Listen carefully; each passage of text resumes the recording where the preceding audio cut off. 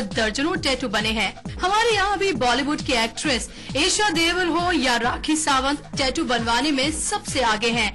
Actor Sanjay Dutt को तो tattoo से कुछ ज्यादा ही लगाव हो गया है। अपने पेरेंट्स के नाम का टैटू अपने सीने पर गुदवाने के बाद संजय ने एक बार फिर से 3 और टैटू अपनी गर्दन पर बनवाए हैं। संजय के सीने पर उनकी मां नरगिस का नाम उर्दू में और पिता सुनील दत्त का नाम देवनागरी में गुदा है। एक्शन हीरो अक्षय कुमार ने भी अपने बेटे के नाम का टैटू बनवाया है। गांव के लोगों द्वारा गुदवाए जाने वाले गोदने अब टैटू बन चुके हैं। इनका क्रेज दुनिया भर के लोगों में है। टैटू बनवाने को यंगस्टर कूल या फैशन सिंबल कहते हैं, लेकिन ये हेल्थ के लिए खतरनाक है। टैटू बनवाने वाले पार्लर या सैलून को स्वास्थ्य मंत्रालय की तरफ से किसी प्रकार की अनुमति की जरूरत नहीं होती, इसलिए यहाँ स्वास्थ्य संबंधी जांच भी नहीं होती। टैटू की वजह से होने वाले किसी भी खतरे के लिए ग्राहक खुद ही जिम्मेदार होता है। हेल्थ एक्सपर्ट के अनुसार टैटू की वजह से त्वचा संबंधी कई रोग हो सकते हैं। रक्त संबंधी कई बीमारियां भी इससे हो सकती हैं, जिनमें हेपेटाइटिस बी प्रमुख है। इस्तेमाल किए जाने वाले नीडल्स की वजह से शरीर में एड्स विषाणुओं के प्रवेश का भी खतरा रहता है। टखनों, घुटनों, लोअर बैक, नाभि, पेट और पाँव में टैटू बनवाने का बहुत चलन है। ब्रेस्ट, हिप या बगल के नीचे जहां स्किन बहुत ज्यादा पतली होती है, वहां पर भी टैटू बनवाया जाता है।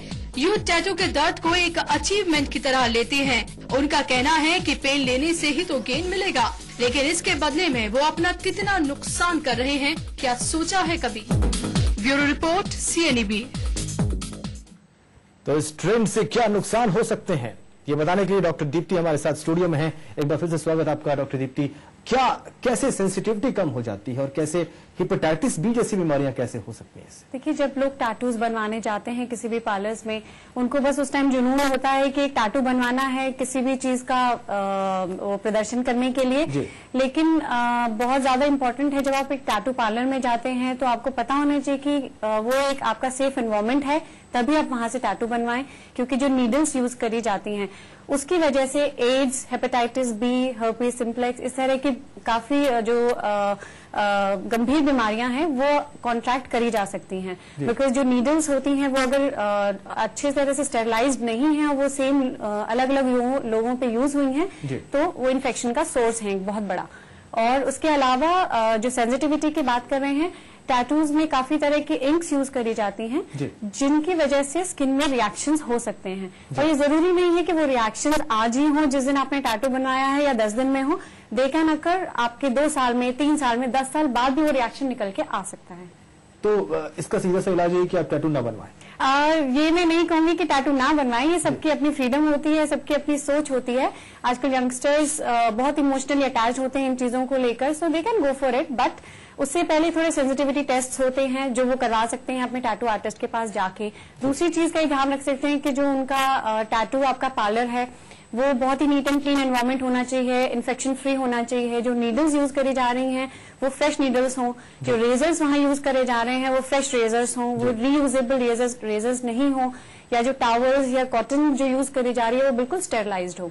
तो इन सब चीजों का अगर यंगस्टर्स ध्यान रखते हैं तो आई थिंक बहुत हद तक इन्फेक्शन से बच सकते हैं। आपने खुद कहा कि बहुत इमोशनल होते हैं यंगस्टर्स, और जब कोई व्यक्ति इमोशनल होता है तो वो इन सब टेक्निकलिटीज का ध्यान नहीं रखता। उसके दिमाग में जुनून होता है किसी तरह से, उसको जो चीज वो चाह रहा है, जिस फॉर्म का टैटू चाह रहा है, वो किसी तरह से हासिल हो जाए। तो इन सब चीजों का ध्यान उसे नहीं रहता। तो कैसे इसमें कहीं कोई जिम्मेदारी उन सैलून वालों की नहीं है कि वो इस प्रकार की चीजें? सैलून वालों की जिम्मेदारी बहुत ज्यादा यहाँ बनती है, बट जैसे कि आप जानते हैं हमारा इंडिया में जिस तरह का सिस्टम है, आई वुड नॉट से कि सारे पार्लर्स इस तरह के हैं, बट काफी पार्लर्स अच्छे फॉर्म्स पे चल रहे हैं जो सर्टिफाइड हैं। उनको सर्टिफिकेशंस अच्छी जगहों से मिली हुई है, लीगल अथॉरिटी से मिली हुई है कि वो सारी प्रोटोकॉल फॉलो कर रहे हैं, सारे इन्फेक्शंस को हटाने का काम या एक स्टेरिलाइज एनवायरनमेंट अपने कस्टमर को देने का काम कर रहे हैं।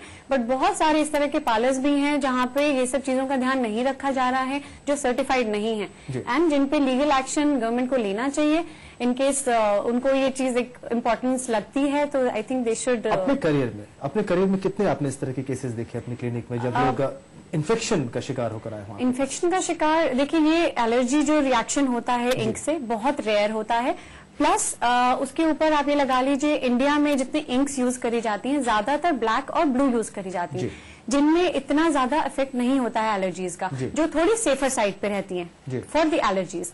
बट जहां तक रेड और येलो और ग्रीन इंक्स का इस्तेमाल होता है वो ज्यादातर फॉरेन कंट्रीज में होता है। वो इंक्स थोड़ी एक्सपेंसिव होती हैं, थोड़ी सी इंडिया में लाने में, उनका इंपोर्ट करने में थोड़ा प्रॉब्लम है। सो प्रोबेबली इस वजह से इन्फेक्शन, इतना ज्यादा जो एलर्जिक रिएक्शन है इंडिया में ज्यादा नहीं देखा जाता, जबकि फॉरेन कंट्रीज में बहुत ज्यादा देखा जाता है, बिकॉज वो लोग बहुत रेड और येलो इंक्स का यूज करते हैं जो बहुत ज्यादा रिएक्टिव होती हैं स्किन के लिए। तो इंडिया में इस मामले में सेफ है या वेस्टर्न कंट्रीज?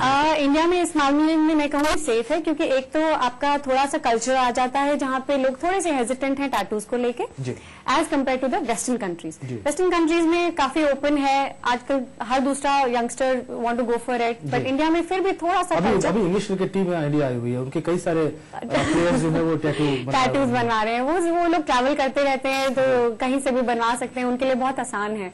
बट इंडिया में रहते हुए हाँ आजकल काफी लिबराइज हो गया है, लोग को बहुत इजीली एक्सेस हो गया है, वो बनवाते हैं। बट फिर भी रिएक्शन के अगर आप कंपेयर करें वेस्टर्न और इंडियन कंट्रीज में, तो इंडिया में थोड़ा सा कम है और वेस्टर्न कंट्रीज में थोड़ा ज्यादा रिएक्शंस देखे जाते हैं, क्योंकि वहाँ एक तो तादाद ज्यादा है लोगों की जो बनवाते हैं टैटू, उसके ऊपर से उनके जो कलर टैटूज हैं वो ज्यादा वहाँ पे बनते हैं rather than India, because India में ज्यादातर ब्लू और ब्लैक इंक्स यूज हो रही है, तो वो थोड़ी सी सेफ रहती है। यहाँ पर जो आपने केसेस देखे, आपके पास सबसे पहले जानना ही जाए किस तरह के इन्फेक्शन के केसेस है, क्या हुआ था उनको? बेसिकली लोग आते हैं, जो रिएक्शन होता है उसमें पहले ब्लिस्टर्स फॉर्म होते हैं, या तो थोड़ा सा इन्फ्लेमेशन रिएक्शन होता है जिसमें थोड़ा सा स्किन आपको गर्म लगने लगता है उस एरिया में। ज्यादातर देखे जाएंगे समर सीजन्स में, या फिर अगर बहुत रेनी सीजन्स में भी देखे जाते हैं, बिकॉज बहुत ह्यूमिडिटी बढ़ जाती है एटमॉस्फेयर की, और आपका पुराना टैटू भी रिएक्ट कर सकता है ह्यूमिडिटी को और सन को।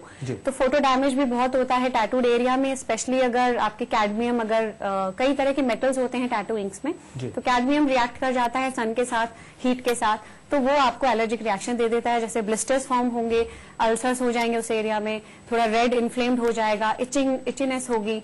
तो इन सब का अगर आपको टैटू बनवाने के बाद किसी को भी लगता है कि ये सब प्रॉब्लम्स आ रही हैं टैटू वाले एरिया में, तो you should consult your dermatologist. चलिए, आपको अगर ऐसी तनिक भी कोई दिक्कत महसूस हो रही है, कोई परेशानी महसूस हो रही है उस एरिया में जहां पर आपने टैटू बनवा रखा है स्किन में, चूंकि वो हाइपर सेंसिटिव हो जाती है, तो उसे फौरन डॉक्टर को बताएं, कंसल्ट करें और जो इलाज मुमकिन हो उसे हासिल करें, वरना वो चीज ज्यादा दिक्कत खड़ी कर सकती है आपके लिए। डॉक्टर दीप्ति हमारे साथ स्टूडियो में बनी हुई है और हम बात कर रहे हैं टैटू बनवाने से जो नुकसान आपको हो सकते हैं आपकी स्किन को, या किसी और प्रकार की कोई बीमारी हो सकती है, उससे कैसे बचें। इस पर एक बहुत छोटे से ब्रेक के बाद फौरन वापस लौटते हैं।